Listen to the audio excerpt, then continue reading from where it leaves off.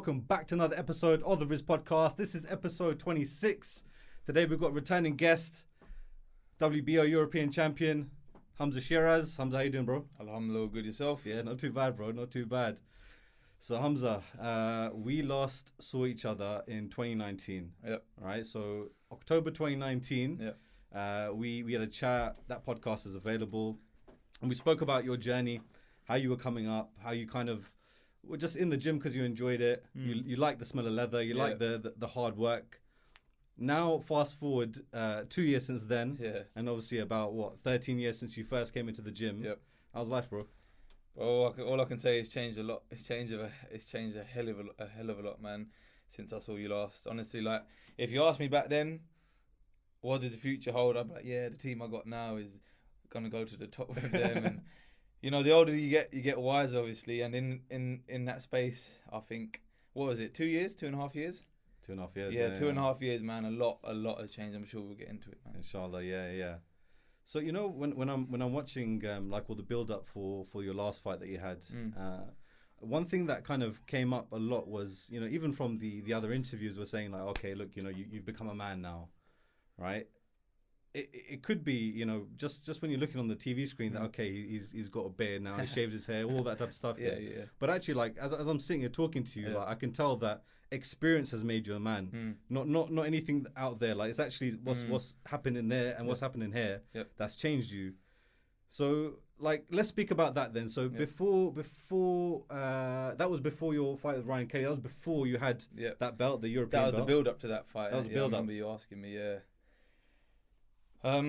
so let's go back. So I had that interview with you, and the build up to that fight, from what I can remember, it was just all a blur. It was all a blur, to be honest with you, because it was my first like big fight, and it was my first. Everyone expected me to lose. Like, the reality of it was, did they actually? Yeah, everyone expected me to lose. Who's everyone though? Like the pundits, just or like people? some of the team members at the time, some of like the people who came to watch me. Quite a few people, maybe not in a harsh way, but in a way that like he's not ready for this fight yet. Okay. Or this, etc., etc. But obviously I believe in myself, you know. But that's the past now. That was that. We got the fight, won the belt, knocked him out. Bob's your uncle. We're here now. yeah. But like, just you know, that's interesting because from the outside looking in, right? It looks like, and you know, as I was thinking about this interview, you know, I'm thinking, from the outside it looks perfect. Yeah. It looks like there's nothing wrong, right? And I think that's more in the way that you carry yourself more than anything, right? So is it that, you know, and even in the last interview, I kind of felt that you had people in your team that were doing lots of different things for you, and, you know, it just allowed you just to focus on the boxing and, you know, just be an athlete. Yeah. Has that changed now where you're just an athlete, or, you know, you're still focused on being the boxer, or are you thinking about, you know, okay, maybe I need to get involved in other aspects of this game as well? You know, has that changed since 2019 now, or are you still focused? It's the other way around. Okay. Back when I was obviously fighting for the title and that, I used to think about how am I going to get myself out more, how am I going to get more followers, how am I going to do this, how am I going to do that. But, you know, alhamdulillah, moving on from then, I've switched up the team. It's gone a lot smaller, and I've realised that family and your own blood, and obviously the odd friend here and there is what really matters to me. Do you know what I mean? What really matters to me at the end of the day, and who are going to be there when on your bad days and on your good days. But yeah, man, I've got Taz on board now, Taz Khan. I've got my uncles. I've got a solid team. I've got investors from Dubai. I've got sponsors from Dubai. So alhamdulillah, I'm very, very blessed. I'm very blessed. And yeah, so now I literally I've got 100% focus on boxing. Like, I don't have to worry about anything else. Like, literally anything else.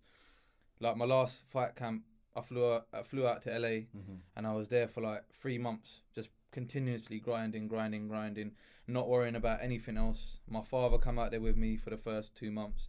Taz was with me all the time, and they take the burden and the stress away from what I could have had. Do you know what I mean? From what I could have had. And I'm just, all I can say is alhamdulillah for that, man, because, you know what I mean? Everything's written, you know what I mean? Everything's written, and I've been blessed. That's all I can really say is I've been blessed. And long may it continue, inshallah, and I just keep working hard. And yeah, going back to what you were saying, this fight I just had recently was the first fight I can say hands down that I had 100% focus, because I was away from my family for 5 months in total. I was away from my friends, from the luxuries, from your usual routine, you know what I mean, from the food, from everything I've been used to for 12 fights, for my whole professional career. I decided to make this move, and like I said, I keep referring back to the sponsors, investors, but they're the ones who actually funded it and made and allowed it to happen. So yeah, man, like alhamdulillah, 100% focus. Going back to your question, 100% focus, and yeah, man, I'm blessed. That's interesting. So actually, you had more people around you back, you know, a couple of years ago. Yeah, I had way more back then. And you were having more stresses and more anxiety, even though you had more people to do certain things. Yeah. And now you've got less people, so you've streamlined it. You've got less people. Those people are core people. They're doing bigger things. They're looking after more things. And actually now they're insulating you from all the noise. Yeah, that's literally, you hit the nail on the head. You hit the nail on the head. And yeah, I didn't realise, like, back then, I know I keep referring to back then, but that's the only kind of referral I can really go back to. Do you know what I mean? That's the only referral. But back then, it was all like, you know, it's your first fight that you're actually getting coverage from BT Sports and the Frank Warren Instagram pages and everything. Yeah. And it's all a bit of a buzz. But you got to remember, the same time, the people who were with me at the time knew nothing about professional boxing. I know it's a bit harsh of me saying, but they knew nothing about professional boxing, and it was on the come up together kind of thing. And you know, things happen. We outgrow each other. Growth is part of life. It is what it is. And yeah, like I said, I've streamlined my team, made it much more family orientated, because obviously I've grown up with morals and respect, and it's just been installed in me. Do you know what I mean? I've been, like I said, it's been installed in me, and yeah, man. You know, it's interesting. I was thinking, you know, like you said, you can only refer to back then. It's not like it's funny, because it's like there's so much to talk about. There's so much change and growth that you've had in those last 2 years, but it's not like you're, you know, 45-year-old, you've had your career and, you know, you were thinking about the good old times. But we're kind of speaking about things which are pretty fresh, you know, a couple of years ago. So, you know, it's really interesting to see, you know, how determined your mindset actually is. What helps you to build that mindset? Because the way that you think isn't the way that everybody thinks, right? You're part of a 1%. Yeah. You have to be, right? You have to be, yeah. So how do you get yourself there? You're not born with this. When we last spoke, I remember you said that, you know, you weren't too sure after the Commonwealth if you even wanted to do this. You know, how do you build yourself to be where you are today? And how are you going to make sure that a setback in the future, whatever that might be, doesn't stop you from continuing on your path? The simple answer to that is religion. Man. Like, I'm not saying I'm the most religious person. I'm not saying I'm the most perfect person. But the simple answer to that is religion. And for the space that I was away in America, I tell you what, I got in touch with Islam a lot more. I'm not saying I was bad or nothing, but you get that time to yourself to reflect between you and the Almighty Allah. Do you know what I mean? You have that almost like private time where you can, I don't know how to explain, but you can connect almost kind of thing. And yeah, setbacks, even the good things. You know what I mean? Everything's written, and yeah, man, that's what keeps me sane and keeps my feet on the ground, because I know I'm only one punch away from being knocked out. Do you know what I mean? I could go in. My next fight, like, let's keep it real. I could just get sparked out, because it only takes one punch. And I think I always have to remember that. Because I will never get to a point where I feel invincible, or, you know, let the hype get to your head. This is where, going back to what I was saying, having a good team who keeps you humble, who keeps you sane, who keeps you working hard. Do you know what I mean? The good thing is I can do that myself, but having a team with you, you just have that, like, instead of 100%, you got 200% of a solid team. And yeah, religion plays, going back to what you're saying, religion plays a huge part in that, a massive part in that, because, listen, everything's written, it is what it is. And yeah, man. So where do you get your kind of religious knowledge from? What do you look for then? Yep. One of the other things I just want to add to this as well, the reason I asked this question to you, Hamzah, is this isn't a boxing podcast, right? Yep. You're a successful individual. You're a human, right? And you're on your own path. You're on your own journey. Yeah. But to be successful, there's certain principles that I've seen, and I've spoken to many successful individuals. There's certain kind of traits that they have, and I think one of the traits that they have is they use their mind. They don't just, for example, use their body and get to where they want to get to, right? And I think Taz referred to you as a thinking boxer as well, right? So that's why I want to ask you these type of questions as well, of course. And kind of dive into your mindset a little bit. So what do you look for? You know, when you're sitting there, I know that you're watching at one point, you're into like your gangster movies, for example, right? What are you kind of researching in your spare time? So when we're talking about gangster music, that's almost like my switch off. That's just like entertainment, pure entertainment. That's just like to refresh your mind and just to have that like 1 or 2 hours away from training when you're hard in camp. But listen, I can break it down for you in terms of fight night. So let's say on fight night, on the actual day of the fight, I'll wake up in the morning, right? And I won't even think about the fight. I will not even think about the fight because you're just wasting energy. You've done your 4 months camp. Anything you think about in the morning is not really going to change anything of what's going to happen. All right, so this fight that you had, Guria, right? Yeah, Guria, yeah. So that was Saturday night. Yep, Saturday night. So Saturday morning. Yep. So you've woken up Saturday morning. Yep. Eid was a few days before that. Yeah, I think, wasn't missed it? Eid. Yeah, missed Eid. What would you do on Eid? I missed 2 Eids. I missed a birthday and I missed my uncle's funeral. Unfortunately, man. So listen, that camp was a lot of sacrifices. Obviously, I'm not complaining because it's what I've chose to do. Do you know what I mean? I'm not one to like think, oh yeah, he's missed this, he's missed it. It's what I chose to do. It's my choice at the end of the day. I could have gotten a plane back home and carried on. Do you know what I mean? But yeah, so yeah, like what you're saying, I'd wake up in the morning on the fight day, on the Saturday morning. I'd wake up nice and fresh, go down. Literally, what we did, we went down. You're at home or you're in the hotel? No, we was in the hotel. Okay. So we all went down the team and just had breakfast. Didn't even talk about the fight. I swear, we didn't even talk about the fight. Is it not awkward or like no one's like, oh, we can't say this or is it not like that? No, it's not like that because the people I've got around me now understand boxing. Okay, that's the difference. The people I've got around me now understand boxing. I don't think I have anyone who's the same age as me. They're all older than me, because I'm 22 years old, but you can ask anyone. Mentally, I must be about 40. I must be about 40 years old. Yeah.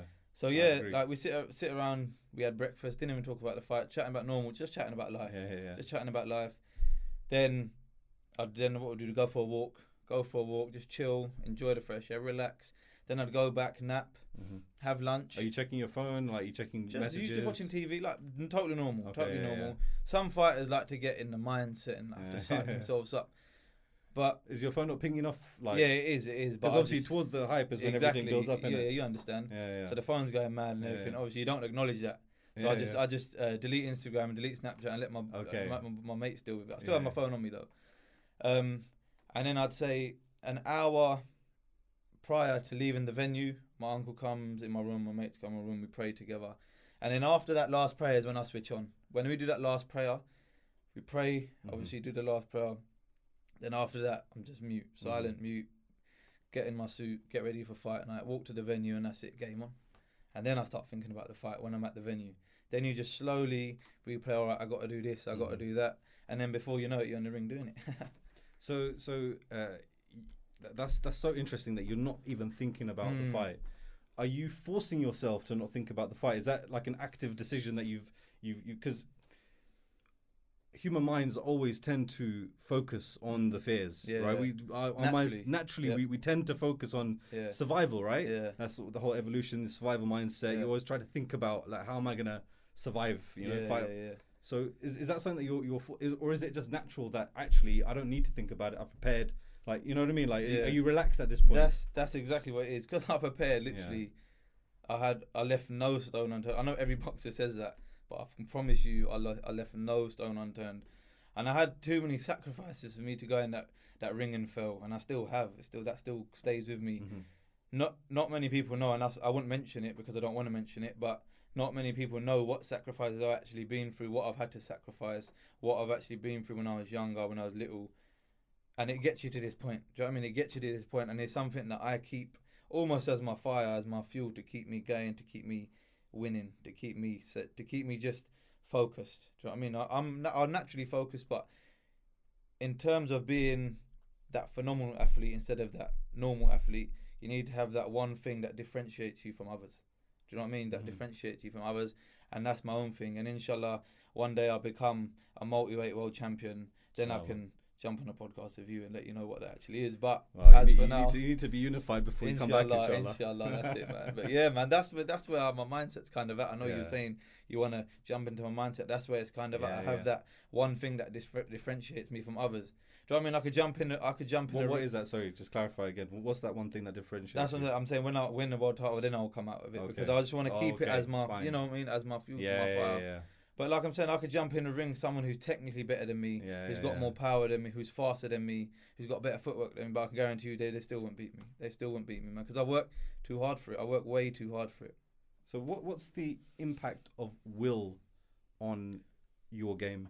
Huge. It's massive. For me, it's massive. Do you know what I mean? It's huge because if I didn't have the will, if I didn't have the hunger, if I didn't have the reason, if I didn't have the why is my main like fuel to my fight. It keeps me going. If I didn't have that, what's the point of doing it? It's just like anything, right? What's the point of doing it? Because you're only going to do it half-heartedly. Do you know what I mean? You're only going to do it half-heartedly.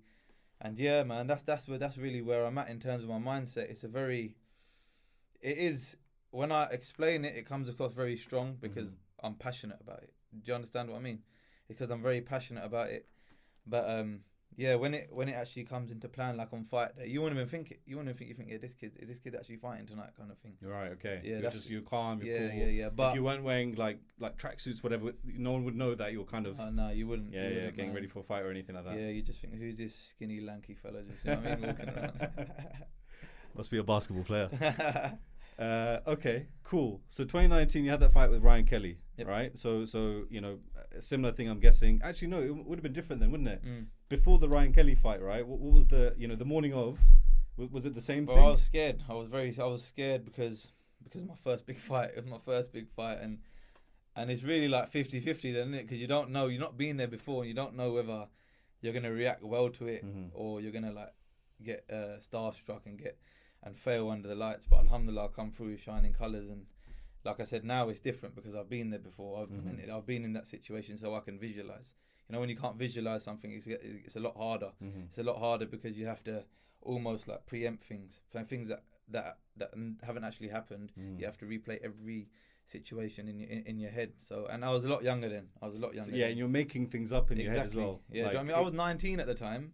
I was 19 at the time. You're 21 now, yeah? 22. 22. Yeah, I was 19 at the time, and it was almost like, you saw me then, and you look at me now, you think there's two different people. Yeah. But yeah, alhamdulillah, man, alhamdulillah for everything. Alhamdulillah for everything, man.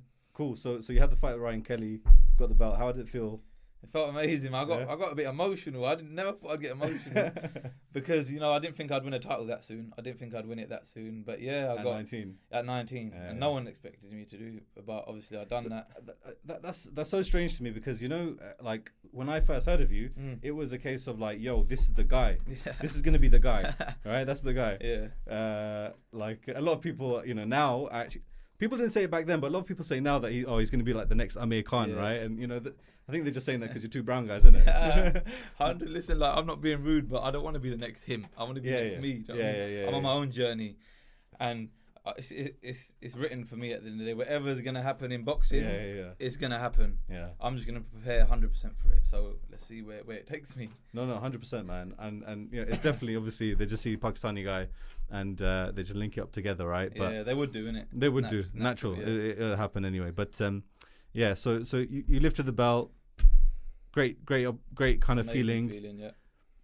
Did you get gassed? Did you get gassed off of that? Didn't think like, yo, I'm sick now, I can go on and beat anyone, or did you kind of have that fear of like now the eyes are on me?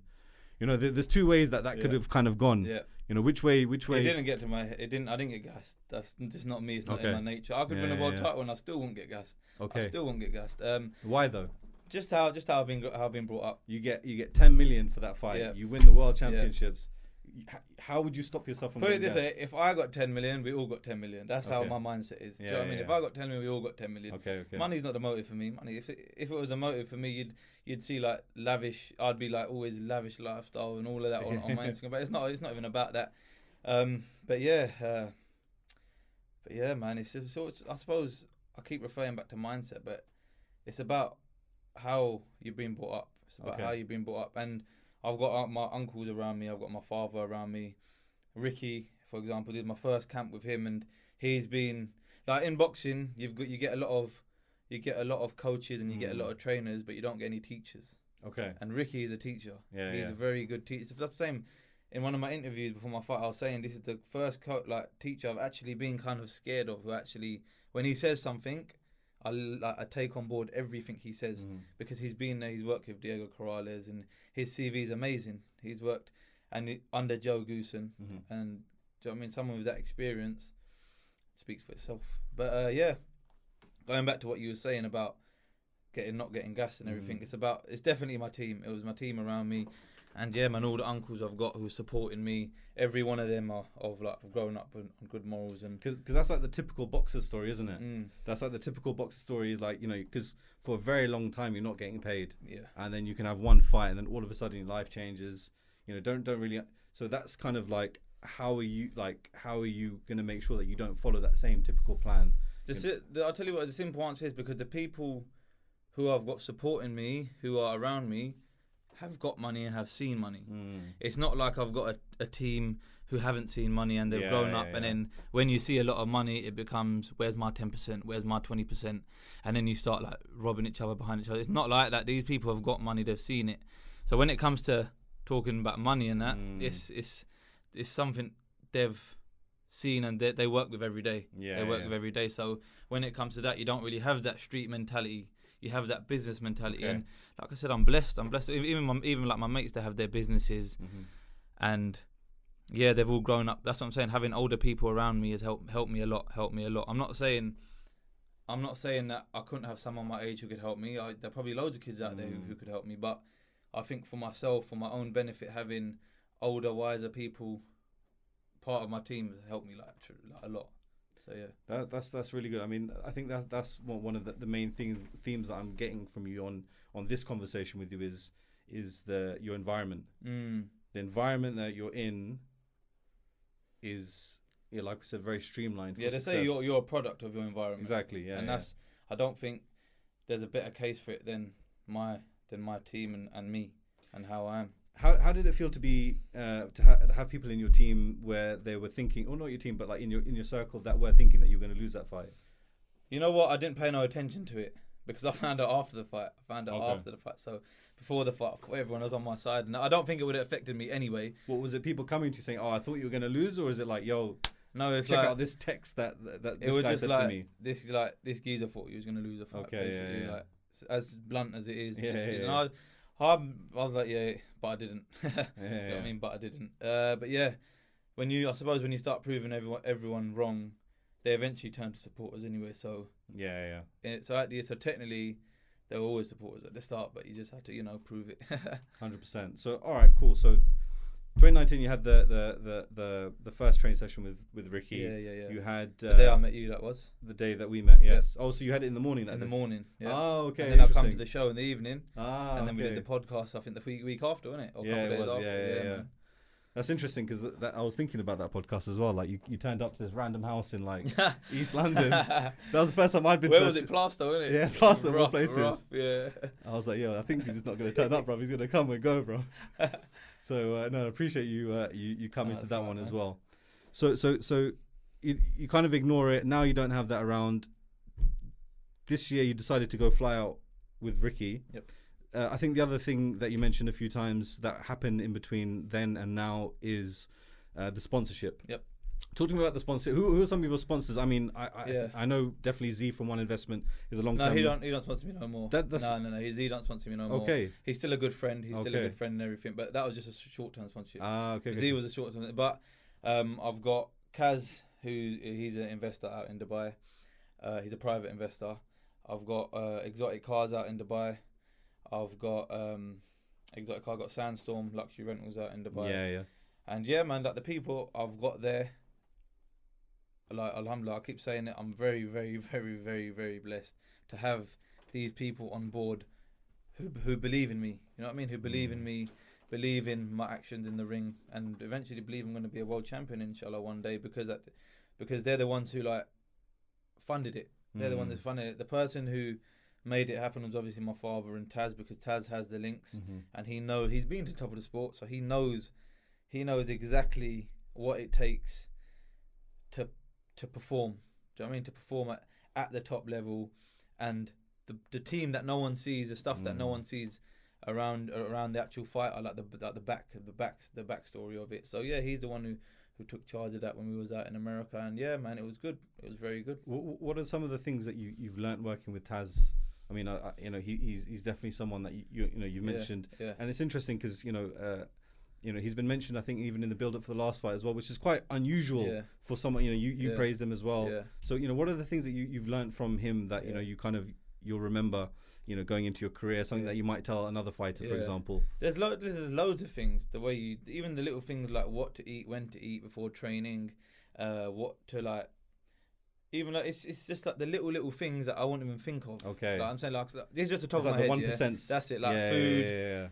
Even times of training. Okay. What types of training to do? Obviously, they negotiate with the coach and everything, but just little things like that. But the reason why I'm just explaining why I'm always mentioning my team, my uncles and Taz and these people, because inshallah I get to the top. Inshallah I do get to the top. You got to remember, these people have done it with me. As much as it's just me in the ring, it kind of isn't. It's kind of them as well, because they've been with me through the whole camps. They've been away from their families, and it's almost like they've most boxers, they don't give their team enough credit. They do not give them enough credit. It's almost like, I've won now. Like, don't worry about you. We'll just do the next camp, and then you can be relevant again. But I don't want it to be like that. I want to always show my appreciation whenever I get the chance. Do you know what I mean? Whenever I get the chance. So that's why I'm always banging on about it. Everyone will hear me in my interviews, all my uncles, my dad, I say it all the time, my mates. Yeah. But I just want to make sure that they're getting the appreciation they deserve. No, that's beautiful, man. I think that's amazing, and I think this means more to you than just boxing, isn't it? Of course. What's your kind of vision for yourself when you are in your 40s and 50s? How would you see yourself? I mean, I do want to talk about Cali a bit more. I want to talk about that journey, but like, where do you see yourself kind of when you're older? Like I'm sure you've thought beyond the next 5-10 years, right? Of course, I thought of that. Obviously, the first step is to make that happen. Okay. But inshallah, let's say I'll get there now. I want to just help people, use my platform to help. And when I say help whoever really needs the help, and do it myself, not via left, right, and centre. I'll do it myself out of my own hand, out of my own earnings, or raised funds, etc., just to help people. And my ideal dream, I've never said it in any interview before, but I'll say it now. My ideal dream is to open up a promotion company and bring through boxers. Do you know what I mean? Bring through. Because look, put it this way, we're the minority in the sport, right? We're the minority in the sport. Like, let me use Canelo as an example. He's opened up a promotion company with Eddie Hearn, and he's given the fighters in Mexico the platform to showcase their opportunity, to showcase their skills. And these are the kids who have got the talent but are not financially backed. And there's loads of kids out there, man. Like loads of kids out there. So inshallah, that's my long-term dream. That's my long-term dream, to get to the top. And in terms of boxing, help all like us. You know what I mean? The Asians come through in the sport. I'm not saying just the Asians only, of course, everyone, but mainly the Asians, because I feel like we're the minority in the sport, in the sport, and we don't get the recognition that we actually should get, and the opportunity and the platform that we actually should get. Like, it's all fair enough saying, this he's done it, he's been there, he's done it. Like, inshallah, on my come up, I want people to come up with me, inshallah. Do you know what I mean? And I know it's easy me saying it. Inshallah, once I get to the top, I'll definitely make that happen with the team I got around me. So that's my ideal dream. Like when I'm 40, like you're saying, when I'm 40, 50, like sitting there ringside, like, do you know what I mean? Like how Frank and Eddie Hearn sit there and watch their fighters. That'll be my dream, just to stay in boxing and just help in it. Do you know what? That's I'm so glad to hear you say that, right? Because I heard you say on a couple of interviews about the fighters that you fought out in Cali, for example, right?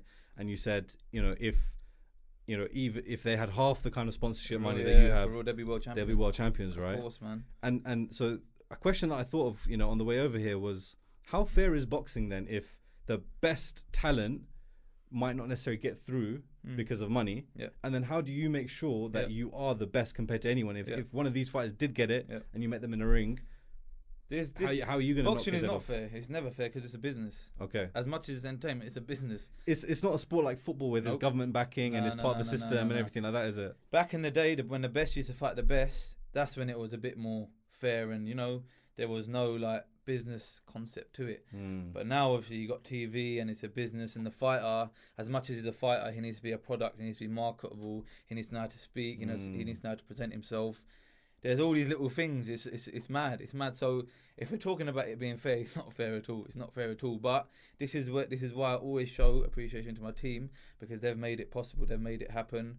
Obviously, with me performing in the ring is happening as well. But yeah, man, this is why it's a dream of mine to help the people who need the help in boxing. Do you know what I mean? I'm not saying they necessarily have to be like from the slums and everything. It just might be the simple fact they're not getting the exposure they deserve. They could have the financial backing but not have the TV. They could have the TV but not have the financial backing. Do you see how it works? So my ideal dream is to put that all under one umbrella, and it can be like you just worry about fighting, you just worry about 100% fighting, like how I'm doing now. So I'm almost using myself as a trial run to see how it goes, to see how, when inshallah I do get to the top, because I fully believe in myself and I will, how it could be made easier for them than it was for me. I think the growth of this industry, especially with like, you know, online presences, you know, like DAZN, for example, like that's a new example of a new kind of platform within boxing that's opening up new opportunities. Like you said, for example, in Mexico, I'm sure they're going to show a lot of those fights. That's just a smart move to do because you know it. So to tell, and it's similar to like Taz, for example. He's been through it. Now he's teaching first-hand experience. You can't doubt it. You cannot. There's no way you can doubt it at all if you've been there and done it yourself. Do you know what I mean? So you can have no one chatting to you like, this might happen. It's like, no, hang on a minute, I've done it. Why don't we try this? There's no why don't we try this? Exactly. It's like, you know what you're doing, so crack on with it. So yeah, man. Cool. So you went out to Cali this year, 2021, right? Yep. 2021, I think midway through Ramadan, basically. I was back a month ago, Oh, you came back a month ago? I came back a month ago. Okay. So you're fresh back in England, actually. Fresh, because we come back. It's been a week since my fight, and I come back 3 weeks before the fight. So it's a month. So it's been 4 By the way, you look unblemished as well, by the way. Like, the guy didn't really... Yeah, it's right, man. I got all my marks and that out sparring in California. So by the time I come back, they all went. So all right, let's get into this then, right? What was that conversation, the first conversation that you had with yourself, where you said, I want to go to Cali? It was that day I met you, actually. That training day, It was that day. I'm glad I was part of the memory. I trained with Ricky in the morning. I remember Taz called me the night before, and I didn't think much of it. I'll be honest, I did not think much of it. I thought, I'll just turn up, do the session and go home. But I done a 45-minute session with him, and what I learned in 45 minutes, I carried like on in the 3 fights that I had after that. You said you learnt more in those 45 minutes than you pretty much had in the rest of your training. It was mad. Sessions, right? Like, it sounds what does stupid. That mean? What does that mean? It sounds stupid, but honestly, just like the little things, like how to actually punch, how to turn in your knuckles, how to stand when you. So real basics. Stripping it straight back to the basics. So it wasn't like he taught you some mad combos or anything like that. No. It wasn't like that. It was just literally the simple thing, and I was shocked. I remember I was there like, what? And I got back in the car thinking, I've got a European title fight coming up. I'm like, what the hell? You know what that actually probably scared you a bit more. Yeah, a bit. I was like, oh man, like, I thought I was doing all right. But yeah, like it was good. It was good. And then ever since then, I said to Taz actually, and then he goes, listen, he goes, have a few more fights. He goes, inshallah, win this title. He goes, you get you some recognition. And then, like I said, we got the sponsors from Dubai and we made it happen, alhamdulillah. So you know, one thing that I wanted to really mention as well, because we're talking about the future, but like you said, you kind of have to get each step to get there. If you want that to happen, then you need to kind of focus on the present, right? And you know, you mentioned there that Taz said, look, let's get you a few more fights and get the recognition. So that's really, poignant advice, which is you need to prove yourself. Exactly. You need to prove yourself first, and then the rewards will come. After that thing, I wanted to go straight away. I was like, I want to go LA, man. Like, so you wanted to go? I wanted to go straight away, but obviously Taz, who, like I said, he's first-hand experience, so no one could really argue with him. He said, just have a few more fights, crack on with it, get the wins, we'll get the backing, and we'll go. And that's exactly what we've done. And now we're here. So now you're going over, right? So you're going over to LA. Yeah. You excited? Or you nervous? Obviously, like I'm sure, like your parents, your dad was come with you. Your mum didn't go with you. No. Just me, my father, and Taz. So, what's going on in your mind? So basically, I'm really interested just to understand, like your mentality. Yeah. Are you very unfazed by things? And I'm 32, right? So I've had more time to like worry about shit, right? Right. You as a 22-year-old, you haven't experienced as many things. I've got a lot to experience yet. Yeah, of course. So. Are you just unfazed by these things? Are you not? It's almost like, are you naive to what you're about to embark on? Yeah. And obviously now sitting here looking back on it, were you naive at that point? Or I wouldn't say I was naive, but definitely wasn't ready. I wasn't ready for it. you weren't ready for it? No, man, I thought I would be. I thought it'd be a lot more sparring, which it was. But I didn't think the work rate would be like the way it was. Man, okay. It was nuts. It was crazy out there, the way we was training. But when I adapted to it, it was like, yeah, this is it. This is what's going to make me a world champion. I guess if you're not ready then, when are you going to get ready? Exactly, man. Like, I mean, it was like the first training session I had, it was like being a new kid at school again. Really? That's exactly the feeling it was. Like, I didn't know no one in the gym apart from Ricky. Yeah. And it was like, even when I'm sure there's some mean guys in the gym as well at the time, like, innit? at the time they all looked mean, but then you realise they're all nice guys. They're all nice guys. But yeah, I remember like the first thing I did was skipping, and I had to like start learning how to skip again properly. Oh, really? I thought, yeah, I know how to skip, and it was mad. And I was a bit embarrassed almost. Like, what the hell? What was the difference? Like, what? Like, just as it was just like being like, I used to skip like on the middle of my feet, but obviously you have to skip high on your toes and have to build your calves up and everything, and use your wrists a lot more and bring your arms closer to your body. It's just little things, but yeah, and it felt so awkward doing it. And I remember people used to like. You got Ricky like almost marketed me in that gym as the new kid, this hot prospect coming in from England. I come in the gym, I don't know how to skip properly. Yeah. Do you know what I mean? So did you like announce you or anything? Like, this is the next No, guy, he told obviously everyone, Okay, and they'd come and see me, and I'd think, oh man, like I don't know how to skip. Like these guys are laughing at me. Like it was like that, honestly. Not in a bullyish way, but in like a laughing British way. guys coming over. Yeah, that's it, man. And then eventually, like obviously, I'm a quick learner. So it took me about 2 weeks to get used to it. And then from then I was just flying, like literally flying, man. Like progress was amazing, sparring was amazing. And before you know it, I was on the flight back home. What were your training sessions? I've heard about your training sessions. Yeah. Like the heat is up, all that type of stuff, yeah. So like, are you like when you're training in these things? Do you ever want to stop, like in your training sessions? Do you ever feel like? I've never had that before, but I had that in America. I remember I was dying, like the heat was on, and I had like 10 more rounds left, and I was dying. I think, how am I gonna get through this, man? How am I gonna get through this? But then they're the days that make you. If you don't let them break you, they make you. Do you know what I mean? So as long as you're mentally strong and you just you've got to remember the thing that was keeping me going was why I'm doing it. Like I'm away from my family. Like I ain't got this sponsorship backing. These people believe in me for me to just come and lie down and quit. You know what I mean? So you just have to keep that going. Obviously, some people look at it like pressure, but I don't look at it as pressure. I look at it as like fuel to the fires, and like these people are believing in you, so crack on with it. Do give your 100%, and that's it. So tell me about some of these spars that you've had with like these championship, world championship level fighters. Olympians, like all gold medalists, Olympians, all top fighters. Like I've sparred every single style out there, and I've still got loads of camps to do. So I'm gonna spar a lot more people out there. But it's good, man. Like the first day I sparred, I was a bit shocked because of how intense the sparring is. It's almost like a fight. Is America like just on a different level compared to England? Huge. Like I'm not slagging off England, but America is definitely on a different level.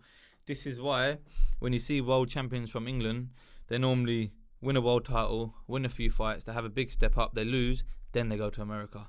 It happens with all the fighters. It happened like with all the fighters. So I thought, if that's like a pattern, why not do it before a loss or something like that or anything? So just go there, set up base in America now, and just full steam ahead from there. So do you see yourself in America now for the next few years? Yeah, inshallah, of course. Listen, Ricky, like I've not had like faith in a coach, but I don't see Ricky as a coach. I see him as a teacher because, like, remember what I was just saying earlier. All that going back to what I was saying, he's definitely more of a teacher. So listen, I've got loads to learn with him yet, loads. So how have things changed now with this fight? Actually, you know, when you beat Ryan Kelly, I think that was when, you know, people like Carl Frampton and David Haye were really kind of looking at you now.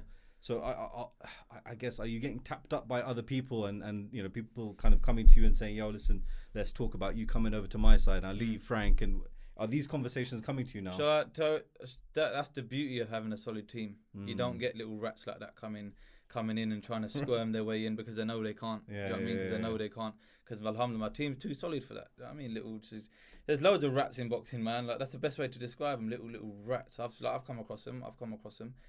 But my team's too solid for that to even happen, for me to even get approached like that. Like if I got approached, I'd feel disrespected. Like I'd feel like, what? Like what's my team doing, kind of thing. I shouldn't have these people getting like almost the confidence to come to me and chat rubbish to me. Do you know what I mean? Because I know I'm loyal. I stay loyal to Frank, and I know I will, and I stay loyal to my team. So it vice versa. It works both ways. So That's why I'm always banging on about my team. You'll hear it all the time. And when I say team, it's everyone. Everyone you see wearing a Team Sheeraz tracksuit is the team. So anyone who's got a tracksuit is the team. Like, they know what. It's not like they've all got a role to play, but they know what they are. They're like family, it's blood. You know what I mean? So no one can even like approach me like that, because to get to me, they have to get by my team first, and I don't think that's happening. No, that's sick, man. I think that's really what I wanted to hear from you as well. Actually, is that you're insulating yourself from all the noise, because that can come now. And like I said, like, you know, those curves, those distribution curves of like, you know, people kind of coming. You know, when it gets to fight night, it's probably at the peak. You know, like you said before we started this, you know, you had loads of people messaging you like, you know, can we do this? Can we do that with you? Again, grateful that you agreed to come on here. No, that's good, man. So, I guess now, like, what for you is. What for you now would you say are your main strengths that are going to keep you winning? Yep. How are you going to make sure that you keep on building recognition for yourself? Number one is religion. Praying. Everything comes from the above. So that goes without even saying. Do you know what I mean? That goes without even saying. Just working hard, continuing to put 100% into all my training sessions. Just give my 100% to my team. Give my 100%. Because it's only fair, right? It's only fair. I can't be giving 50% and that. And yeah, man, just have full belief in myself. Just continue to work hard. There's no, like, hard work don't get denied, does it? It doesn't get denied. Unless it's written for me not to make it to the top from the above, then that's it. I can't do nothing about that. Put my hands up. I can only do my bit to try my best. But apart from that, I can only give my 100%, right? Absolutely, man. Absolutely. You can give, like you said, you can give more than your 100%. Yeah. You actually realized when you were in California that you weren't giving you 100%. You know what's interesting? I was reading Arnold Schwarzenegger's autobiography. He says in that when you don't start counting your reps until it hurts. When you start, until it hurts. Until it hurts, then you start. I learned that in America as well. I thought it was just a quote, but they do that out there, man. Like, right, okay. When my strength and conditioning trainer Halley, I'd done mad sessions with him, and you'd think you're done, and then he'd be like, "Right, we're starting now," and you'd be like, "What? Like, this is long." But then obviously when it comes to fight night, you have so much confidence, and you're grateful that you've done it. So yeah, man, it's all good. What's next, man? What's the next step? Yeah. What's the next chapter? Yeah. So what's your next step, and then what were you working towards? So yeah, another thing I've obviously learned in America is staying active is key. Staying active, fighting wise, is also key, because you build up such good momentum, and you don't want it to drop again and then pick it back up. Why not get there and then stop and then go again? Do you know what I mean? So you're progressing all the time. So inshallah, I'll be out very soon, sooner than people think. And then I just want to keep that momentum building and just get myself, like, I'll probably top 10 in the WBO in the next rankings. And then slowly get my ranking up there. Not too fast. I want to get there when I'm ready, inshallah. But yeah, like, listen to Frank Warren, listen to Andy Alien, listen to my team, and just get to the top, inshallah, and just take my time and hopefully, like I said, help other people while doing so. Help as many people while doing what I can while doing so. Yeah. You know what I mean? Yeah, I think it's important to be selfish as well. Yeah. Like, you need to focus on yourself, and then obviously. No, the thing I wouldn't say it was selfish. It's just like almost like you ain't even got to the top yet. Why are you trying to help others? Yeah. You know what I mean? It's like, humility in your position. Isn't it? Exactly. Yeah. But for anyone who appreciates it, I can help as much as I possibly can to a certain degree. I'm not saying I can. You know what I mean? But inshallah, one day it will be to the top. So are you watching? In your division, or possibly, a next step would be people. Like the people at the top in your division, right? So you've got Canelo, you've got the Charlo brothers. Stano, yeah. Bro, these guys are like solid fighters. Yep. You know, again, they're American fighters, they're not British fighters, right? And you're fighting very similar kind of level of people. So how confident are you? I think you said on an interview that if you got the opportunity to fight Canelo, you would. Of course you would, yeah. So how would you, for example, if you were to get a fight with Canelo, okay, how would you take that? How would you kind of make sure that you're boxing with your head and you come out there with a W? I'll take a sledgehammer with me. Just hit him with a sledgehammer. You know what? When it comes to that fight, that obviously I can only talk. It's almost like getting a fight with him now is almost like a dream, innit? I'm only talking from a dream perspective. Yeah, you can only. What can I say? I can only give 100%. To fight greats is your dream. Exactly. So if a great was to approach you, then course, you would never turn that down. It'd almost be surreal. Do you know what I mean? Almost be surreal. Yeah. But I mean, you can only give 100%, right? Give 100% and see what happens. Yeah. No, that's sick, man. I think you know, having that O is very important at this stage. Definitely. How important is the O for you? I had this conversation with Steve Bunce the other day, and I said, I'll tell you why it's important. Yeah, if you are like common folk, not boxing folk, I'm talking common folk. Yeah, you're looking at this kid, you don't know who Hamzah Sheeraz is. Yeah, you got a name. Oh, you heard of that kid Hamzah Sheeraz? You're like, no. Then they ask, what's his record? If my record was like 12 fights and 2 losses, they think, yeah, forget this guy. This is common boxer. This is common people. I'm just for example, yeah. And if you tell him his record's 13-0 and he's got 9 knockouts, they think, all right, he's undefeated. He's got a few knockouts. So the kid might be something special. Whereas if you was to go to a boxing person who knows boxing and he said to him, yeah, this kid's his 13 fights, 2 losses, they'd still have a look because they understand boxing. So in terms of the O, it's hugely important, man. It's massively important. And especially now, yeah, you've got kids in England whose parents are, let's say, I'm talking from the Asian perspective, yeah, obviously, because I want to build up a massive Arbna following, right? Because that's obviously what I am and who I want to help. Yeah, so let's say you've got the old kid whose parents are from Pakistan, yeah, who's born in Pakistan, don't know nothing about boxing. The kid don't know nothing about boxing himself. Obviously, the key to them is the O, innit? It is the O. You ask them, oh yeah, we got that Arbna lad. He's a fighter, and they go, yeah, how many fights he had? 30. He's had 13 fights. He's got a title. Full day, no, that's a world title I got, not a European title. Yeah. So yeah, man, it is massively important. It is hugely important. But for the people who understand boxing, it's really not that deep. It's really not that deep. But obviously, like I said, I've worked too hard and I've got too much people putting their time and money into me for me to be taking any L's. Yeah, again, I think that the why is what drives you, isn't it? Exactly, man. And I think not just in boxing, but just in anything in life, you should have a why as to why you're doing things. It could be anything, you know what I mean? It could be anything. Like for you, it could be this podcast. Why are you doing it? Do you know what I mean? You want to get into the mind, blah blah blah. So yeah, man, I think in anything in life, you got to have that why. Absolutely. So just because I think there's going to be a lot of people now, especially like you said, a lot of Asian boxers, and I know a ton. I mean, I see them like in the gyms, like, especially coming from Slough. It's a good thing. There's loads. It's a great thing. Yep. In fact, I think this happens a lot, right? With British Pakistanis in sport, right? That they're very good at a young age, and then maybe for example the studies come in, or every Asian's got bad knees or whatever it is, right? Other priorities, isn't it? Yeah, exactly. Yeah. So there's always like an excuse at a certain age, right, where it kind of just drops off. And we look at you as, okay, he's a British Pakistani fighter, and I think the recognition that you have today is very much part of the fact of the community that you have behind you. Of course, massively. So if there's like, I mean, it's almost like why has there not been more, right? So for your example, right, there's a lot of people going to be watching this, hopefully, that are going to listen to this and think that they're not going to be part of that drop off, right? And we get a lot more kind of British Pakistanis coming through, or Pakistanis from wherever coming through through the sport. But what helped you not fall off? What helped you not do that plumbing NVQ that you're going to do, right? And it's funny, I always think that there's there's infinite potential, right? So you could walk out here and the possibility of you doing X is whatever, right? There's a percentage of you doing anything, right? But you choose to do certain things, right? So those choices lead you to certain results. So what did you do to choose? What would you say to people to help them? Maybe even if it's like someone's parent of a boxer who's listening to this, right? Because I know personally that there's a lot of dads that put their sons into boxing at young age, similar to your own story, right? What was the difference for you where you actually carried on with boxing through your teenage years? The difference for me was my father. He was a professional athlete, played cricket for Gloucestershire, so he knew what sports is all about. And in terms, and my uncle, he was a boxer as well. I've gave you the story about him.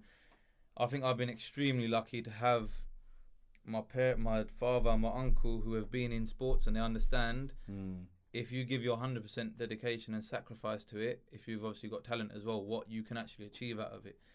But yeah, going back to your question, the advice I'd give to some, it's hard, it is a hard question, because how do you almost explain it in a way where, like, how do you almost explain it in a way where it's not disrespectful to their parents? So I could say, yeah, do what you want to do. But in our culture, that's disrespectful to your parents, right? And that's obviously the last thing I wanna really say. So it's a bit of a tricky one. It's a very tricky one. I suppose the way I can look at it, right, is just through my actions, through my success. That's why I say my success is our success. Because the more successful I am, the more understanding parents, the more understanding aunties, uncles, grandparents, you name it, will be. They'll think, he's done it. Yeah. There must be some sort of, some sort of. Do you know what's interesting, bro? Is I think one of the main reasons that I reached out to you after this fight is because at the end of that fight, I thought, wow, he's actually become that inspirational figure now for a lot of households. Thank you, Right? So there's still, bro, you've got the whole world left to kind of conquer, right? But there's a lot more people now who are aware of you that saw the fight. By the way, congratulations, it was main undercard fight as well, which is sick. Thank you. So is that your first main undercard fight? Second main undercard, okay. Huge card as well.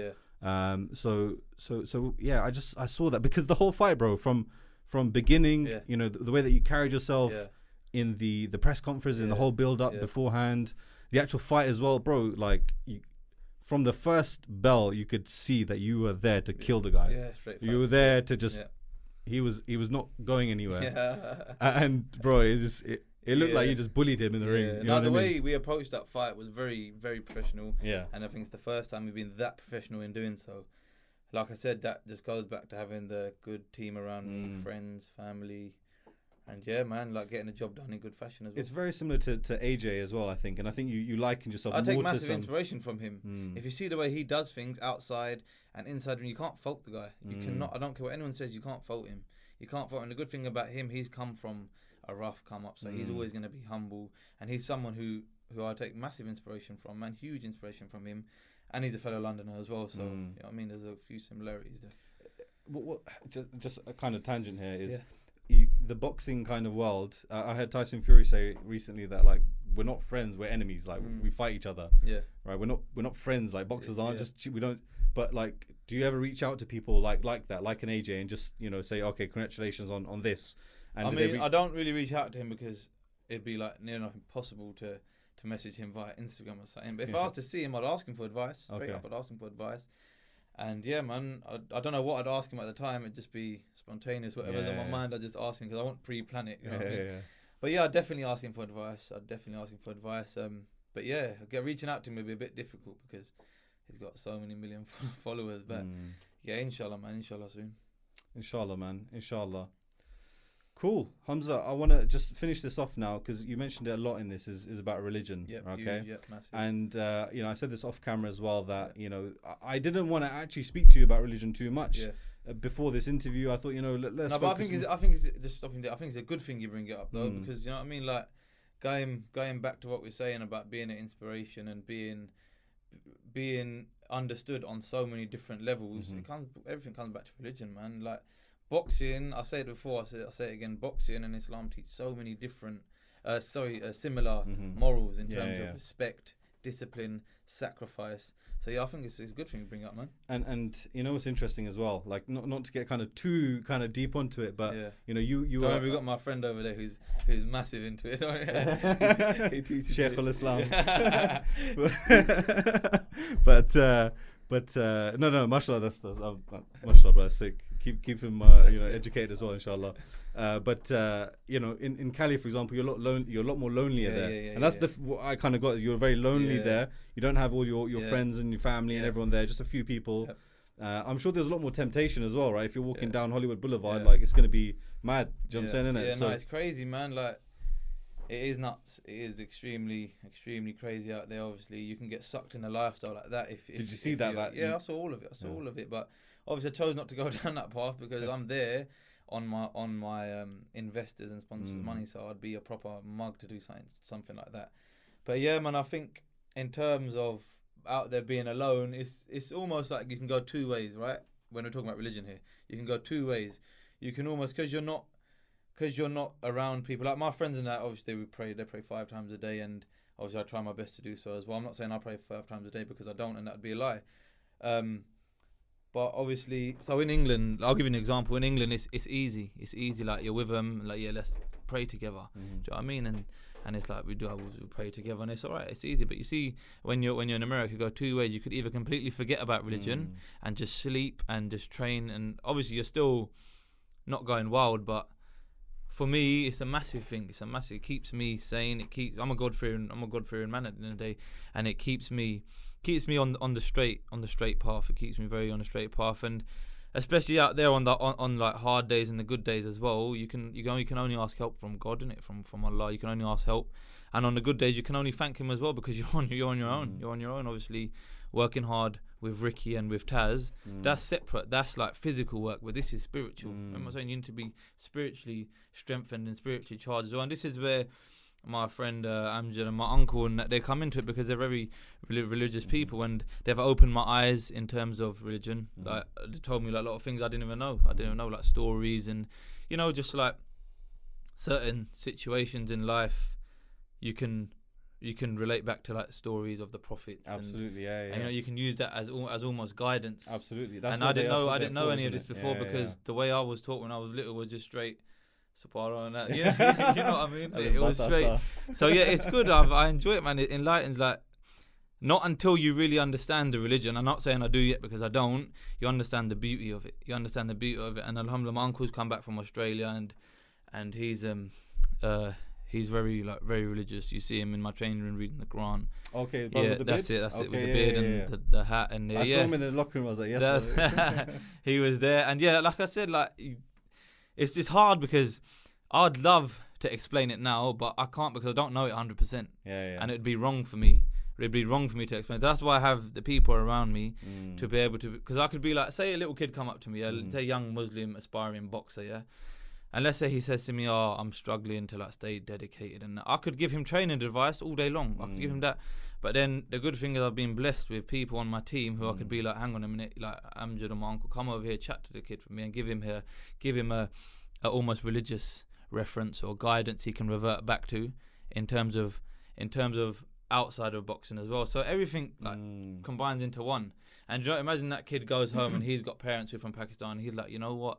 Yeah, he told me about religious. Then they're like, hang on a minute. Like, that's a good thing. He's told you about that. It's a reason to send him back to the gym tomorrow. You know what I mean? Exactly. Yeah. They think, if he's learning this, it's a good thing as well. So if you think about it, it opens doors. It's mad how everything creates opportunity. Even the little things you'd never guess creates opportunity. So yeah, I'm glad you brought it up, man, because of like, it's a good way of expressing. And like inshallah, one day I do get to that level where my knowledge in Islam is like just immaculate. You never know, inshallah, I'll get there soon. And then I could like not come across preaching, but almost entwine it with boxing, and then like express it on a level where kids understand. And it's not like you have to do this kind of thing. It's like it's like, hang on, like in Islam it says respect your elders. In boxing it says respect your coach. You know what I mean? So you just do the two similarities, and then hopefully it just registers. I mean, that's something that you probably didn't even have to think twice about when you went to the gym, isn't it? Literally. You saw the guy who's older than you. Like, you're gonna listen to him, isn't it? It's just mad, like the little things. There's so many similarities. It's crazy. There are so many similarities, and like I said, inshallah, one day I do get on that level, and then I can teach people on the 100% correct level.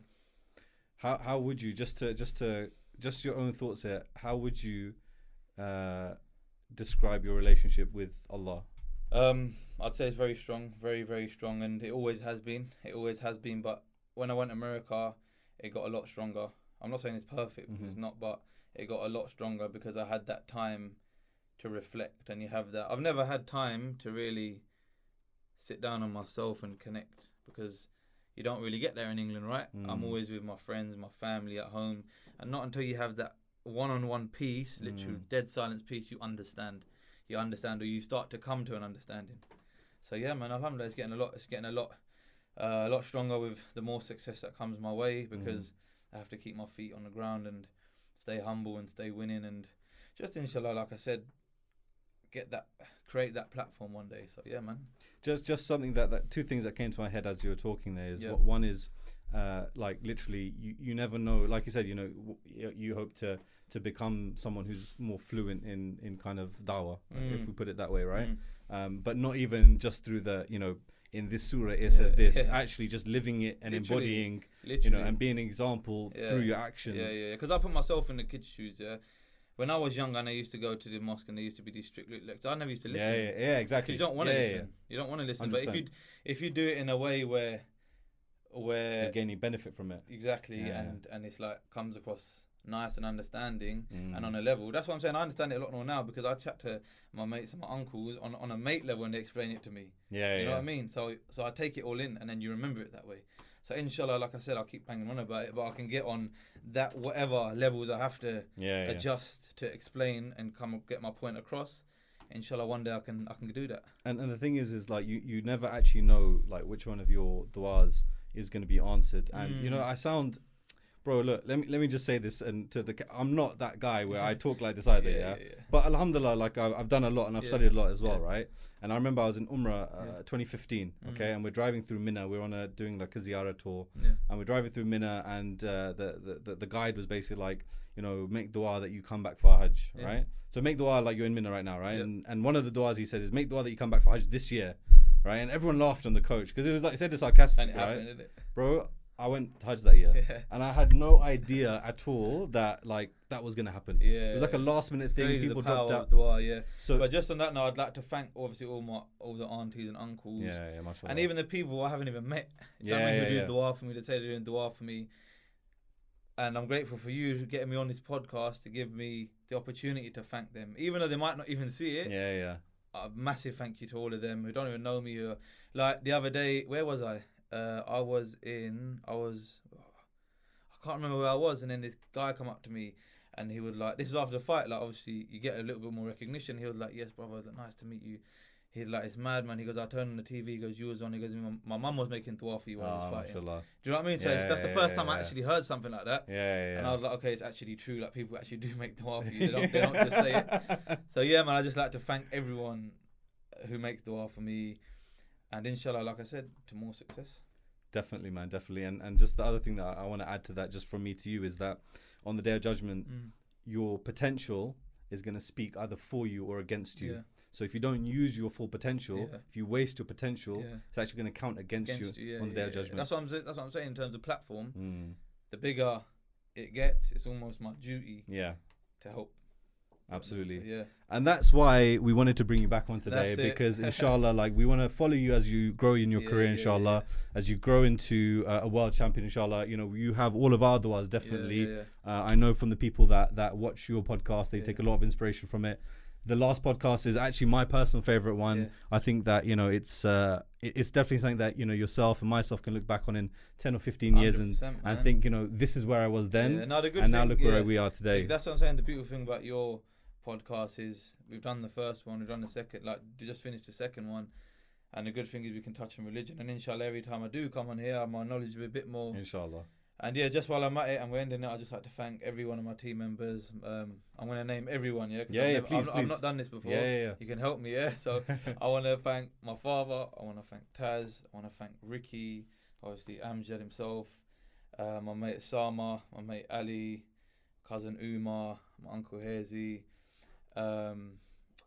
Uncle Marnie, of course, the one who got me into boxing. I'd like to thank my uncle Asif from BB Fatma, who's come on board, and he's one of the funniest uncles I think I've come across. But Uncle Amma, Uncle Gogs. There's loads, man. Who am I missing? My sponsors obviously out in Dubai, my Uncle Madab, Kaz, Wax from Sandstorm, Wax from Exclusive Autos. There's loads of people. Manny, my physio, Paul, my nutritionist. See, the list goes on. Who else? That's it. That's everyone. Did you mention Ricky? I mentioned Ricky at the start. My Dr. E, who does all my health checks and everything. Massive shout out to Dr. E. Oh, that's the tank that you go into. That's it. At a human. Yeah. I'll take you one day, innit? Take me there. You know what? It'd be good to do a podcast with him as well. I was thinking. We'll chat. Cool. No worries. And we'll do the podcast in there. And I think that's the main people. Obviously, my mother, my aunties, and everyone like that. I'm a little brother as well. My little brother Keith. You got a brother as well? Yeah, I got a little brother Keith who beat him up. He's a good kid, man. Yeah. He's a good kid. I never ever express it because I have a very strong older brother relationship with him. But Yeah. he's a good kid, man. Like Sure. he's a good. He packs all the boxing bags and everything. So yeah, no, he's good, man. No, anyone who missed out, don't take it personally. Pardon? Sully, Coach Sully. Yes, Coach Sully. yes. I got you, Sully. He got you, Sully. That's it. Coach Sully, touch gloves boxing. Yeah. See that? I don't want to offend anyone missing out. Sully done the first corner with me actually. Mashallah, yeah. So he enjoyed it. It was good as well. Oh, he was in your corner for this fight, for the last fight. Oh, that was sick. his first debut. That was his debut. Oh, sick. Working with Ricky as We're well. working with Ricky. Who Mashallah, better than Ricky? Absolutely, yeah. See, look, we gave Sully his own little section. There you go, yeah. But I think that goes back to what you're saying about bringing everybody up together with you, isn't it? Yeah. And I know some people think, oh shit, his team's massive. It's not even like that. I've been with these people. They're solid people. You see it like on my weigh-in day. If you go on my Instagram, there's a video of us all in tracksuits walking to the weigh-in, and it's like solid. You can just tell it's a solid team. But yeah, for anyone I missed out, you know, I love you. Bro, Hamzah Sheeraz, WBO European champion, junior middleweight champion. Yep. Pleasure to have you, bro. Thank you very much. Inshallah. Man. And I'd like to say a massive thank you to yourself. Pleasure, bro. For giving me this platform and opportunity to speak. Bro, anytime, inshallah. I'm sure this isn't going to be the last time we see each other, unless God has other plans. 100%. But bro, thanks so much, inshallah. And is there anything that you want to leave this podcast? I want to close it off. Just thank you to everyone. Thank you to everyone. And this is only the start. This is only the start. You know, one thing I do want to say on this actually, because you know, if we can kind of bring more kind of support for you than you already have, then amazing. So you know, if people do have businesses out there and they want to sponsor you, right? So they want to get part of helping you grow. You know, how can they do that? Who do they just contact? go on my Instagram and there's an email bar that my team deal with. So just email them and you can hit it off from there. And Instagram Hamzah Sheeraz. Instagram Hamzah Sheeraz. You got verified just now, isn't it? No, I got verified after my first defense. Okay. At the time I must have been on like 10k followers. Okay. So when I got verified, it was good, man. Like, you know what I mean? But it's normal now. Smashed it. It's normal now, but alhamdulillah for the verification and Mashallah, bro. Thank you, man. Thank you very much. Pleasure.